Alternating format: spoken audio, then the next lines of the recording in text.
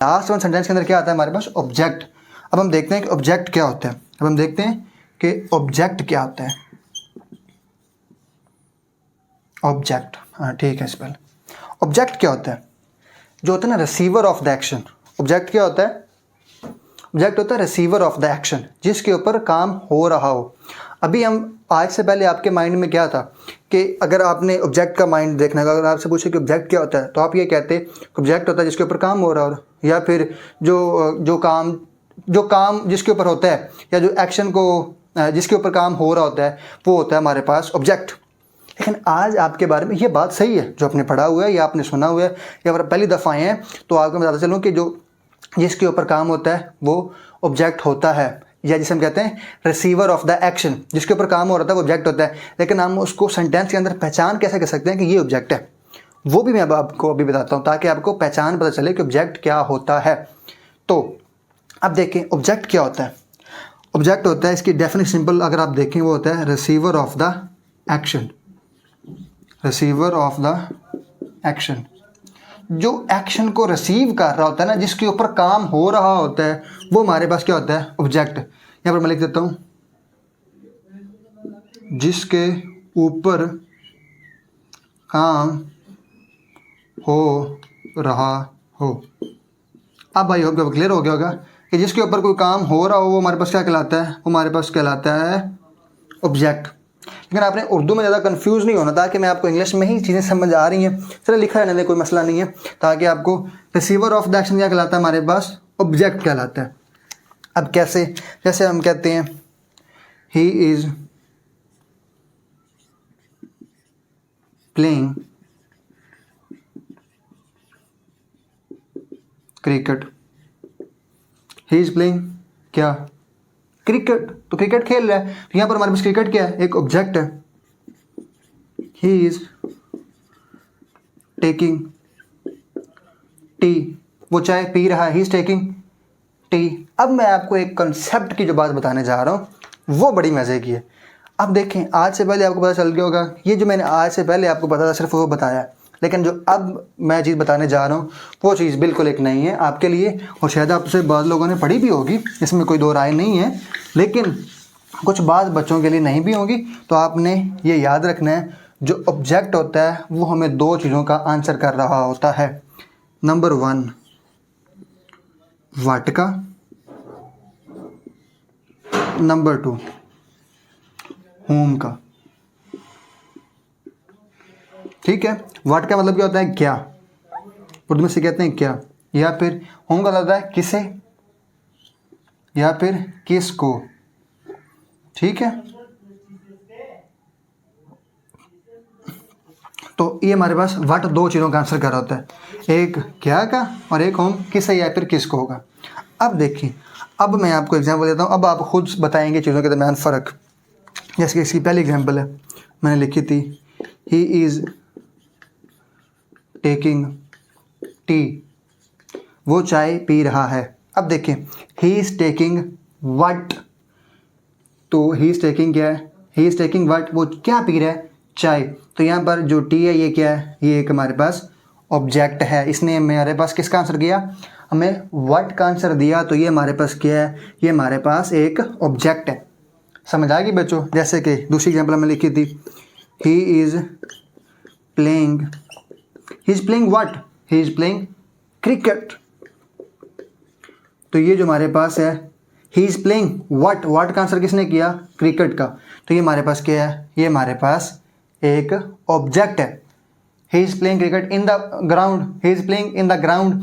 तो यहाँ पर लाजमी नहीं होता कि हर दफ़ा ऑब्जेक्ट हो, जैसे कि he is playing in the ground.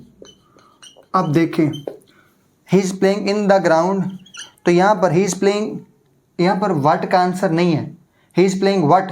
यहाँ पर हमने व्हाट तो नहीं लिखा ना, क्रिकेट या फुटबॉल या कुछ, लेकिन यहाँ पर क्रिकेट, वो ग्राउंड में कुछ ना कुछ तो खेल रहा होगा ना, he is what, he is playing what, cricket, football, basketball, कोई ना कोई गेम। तो यहाँ पर व्हाट का आंसर हमें डायरेक्ट नहीं मिला, लेकिन वो वहाँ पर कुछ ना कुछ कर रहा, तो हमें परसीव हो रहा है, हमें समझ आ रही है कि कुछ ना कुछ खेल रहा होगा, और वो जो चीज़ खेल रहा होगा वो क्या होगी, वो व्हाट का आंसर कर रही होगी हमारे पास। आई होप क्या वो क्लियर हो गया होगा। कि व्हाट हमें किसका आंसर करता है, व्हाट हमें आंसर करता है ऑब्जेक्ट का। यू आर राइट, आपके माइंड में ऑब्जेक्ट आया होगा, तो जो हमारे पास ऑब्जेक्ट है वो हमें आंसर करता है व्हाट का। अब मैं आपको एग्जांपल देता हूँ व्हाट के अलावा होम की भी। जैसे कि हम कहते हैं आई, अब हम ये एग्जांपल होगी सारी की सारी व्हाट की, और यहीं पर मैं इसको रेज करके लिख लेता हूँ होम का। दूसरा हमारे पास क्या है, होम के बारे में जो एग्जांपल देगा, मैं इसको भी ये उर्दू वाले को भी रेज कर देता हूँ। अब दूसरा हमारे पास किसका आंसर करेगा, वो करेगा होम का। जैसा कि I invited Sara to the party, I invited Sara to the party. ठीक है, I invited Sara to the party, I invited. देखें अब यहाँ पर अगर वो कहे होम आई इन्वाइटेड या होम डिड आई इन्वाइटेड, कि मैंने किसको इन्वाइटेड किया या फिर मैंने किसको इन्वाइट किया, तो वो था सारा। आई इन्वाइटेड सारा, आई इन्वाइटेड होम, किसे या फिर किसको, आई इन्वाइटेड सारा। तो यहाँ पर हमें सारा किसका आंसर कर रही है, होम का। तो होम यहाँ पर हमारे पास क्या है, होम हमारे पास एक ऑब्जेक्ट है। I invited home, I invited Sara to the party. तो ये हमारे पास क्या है, यहाँ पर ये जो सारा नाम है ये हमें होम का आंसर कर रही है, और होम क्या होता है, एक ऑब्जेक्ट होता है। तो यहाँ पर आपको पता चल गया होगा कि होम जो हमारे पास है वो सारा होम का आंसर दे रही है, और होम हमारे पास एक ऑब्जेक्ट होता है। अब यहाँ पर जो काम हो रहा है वो किसके ऊपर हो रहा है, सारा। आई इन्वाइटेड किसको भी, रिसीवर ऑफ द एक्शन कौन है, वो है सारा। आई इन्वाइटेड, मैंने किसको इन्वाइट किया, मैंने इन्वाइट किया सारा को। तो यहाँ पर सारा क्या है, एक ऑब्जेक्ट है। या दूसरा she is helping her friend, जैसे देख लेते हैं या फिर देख लें ही इज़ हेल्पिंग, या शी लिख सकते हैं he is helping his friend, कि उसने अपने दोस्त की हेल्प की। ही इज़ हेल्पिंग हुम, उसने किसकी हेल्प की, उसने हेल्प की अपने दोस्त की। हुम यहाँ पर हमें जो हिज फ्रेंड है ये हुम का आंसर कर रहा है। ही इज़ हेल्पिंग हुम, उसने किसकी हेल्प की, उसने अपने फ्रेंड की। तो ये जो हुम है इसका आंसर कौन कर रहा है, हमें कर रहा है his friend. He is helping हुम हिज फ्रेंड, उसने अपने दोस्त की हेल्प की। तो यहाँ पर जो हुम है ये क्या है, हमारे पास एक ऑब्जेक्ट है। तो यहाँ पर ऑब्जेक्ट क्या है, यहाँ पर हमारे पास हिज फ्रेंड है, जो एक रिसीवर ऑफ द एक्शन है, जिसने एक्शन को रिसीव किया है, जिसके ऊपर काम हो रहा है, वो क्या है, वो है his friend. He is helping his friend. जैसे कि ही सब्जेक्ट है, डोर ऑफ द एक्शन है, जिसके बारे में सेंटेंस है। इज़ क्या है, हेल्पिंग वर्ब है। हेल्पिंग क्या है, यहाँ पर मेन वर्ब है, ये सब्जेक्ट कह लें। ये हमारे पास क्या है, हेल्पिंग वर्ब है, या जिसे ऑक्सिलरी वर्ब कहते हैं। ये मेन वर्ब है हमारे पास, ये हेल्पिंग वर्ड है, इसको हेल्प से निकला हेल्पिंग, इसको कंफ्यूज नहीं होगा। ये हेल्पिंग वर्ब है और ये मेन वर्ब है, और ये हमारे पास क्या है, ये हमारे पास सारे का सारा ऑब्जेक्ट है, क्योंकि इसने किसका आंसर किया है, होम का। तो हमारे पास जो ऑब्जेक्ट होता है वो दूसरे कौन सा कर होता है, व्हाट और होम के बारे में। व्हाट का मैंने आपको पहले बता दिया, और ये दोनों के दोनों एग्जांपल सी होम के बारे में। इसके ऊपर आप मज़ीद खुद भी देखें, और ताकि आपको चीज़ों के बारे में अंडरस्टैंडिंग अच्छी से अच्छी हो सके। तो ये था टेंस के अंदर हमने देखना था सब्जेक्ट क्या होता है, वर्ब क्या होता है और ऑब्जेक्ट क्या होता है। तो जो अगली वीडियोस के बाद है फॉरन से, वो मेरी है प्रेजेंट इंडेफिनिट टेंस के ऊपर। तो आपने इससे पहले जो मैंने पहली वाली वीडियो लेक्चर प्लेलिस्ट के अंदर रखी हुई है, वो किसके ऊपर है, जिसके अंदर मैंने बताया कि कौन से टेंस के अंदर कौन सी वर्ब यूज़ होती है। एक ही लेक्चर के अंदर मैंने सारी की सारी वर्ब जो 12 के 12 टेंस के अंदर यूज़ होती हैं वो मैंने बताई हैं। और फिर टाइप्स ऑफ केसेस ऑफ जो हमारे पास होते हैं सब्जेक्ट्स, ये जो सब्जेक्ट थे ना मैंने पहले बताया था, इसके कितने केसेस होते हैं, first person, second person, third person, वो मैंने बताया उसके अंदर, ताकि आपको चीज़ों के बारे में क्लियर पता चले। जैसे कि आज के लेक्चर को पता चला कि सब्जेक्ट क्या होता है, वर्ब क्या होता है, ऑब्जेक्ट क्या होता है, तो वो हमें इसी तरह उस लेक्चर के अंदर मैंने चीज़ों को वाज़िया करके क्लियर करके बताया हुआ, ताकि आपको कन्फ्यूजन ना हो, आप कन्फ्यूजन से बच सकें। जिन कन्फ्यूजन में मैं कभी बचपन में गुजरा करता था कि हाँ भाई सब्जेक्ट कौन सा है, वर्ब कौन, सब्जेक्ट कौन सा है, फिर मेरे टीचर्स ने मैंने टीचर से सीखा, मैंने फ़ॉरेन बुक से पढ़ा, फ़ॉरेन ऑथर से पढ़ा, और मैंने बड़ी ग्रामर के अंदर सर्च की। तो अब मैं चीज़ों को पढ़ा रहा हूँ इसलिए ताकि आपके लिए चीज़ें जो जिनसे मुश्किल से मैं बचपन में गुजरा हूँ आप ना गुजरे, और आप चीज़ों को आसानी के साथ कर सकें।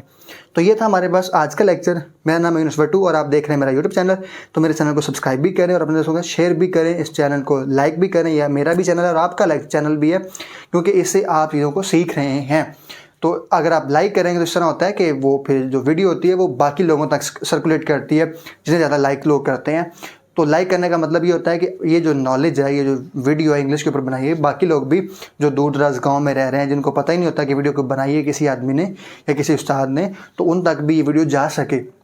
तो इसीलिए आज का लेक्चर यहाँ पर ख़त्म करते हैं, और अगला लेक्चर जो हमारा मैं इसके बाद होगा इसी प्लेस इसके अंदर मैं रखूँगा, वो होगा प्रेजेंट इंडेफिनिट टेंस के ऊपर इंशाल्लाह।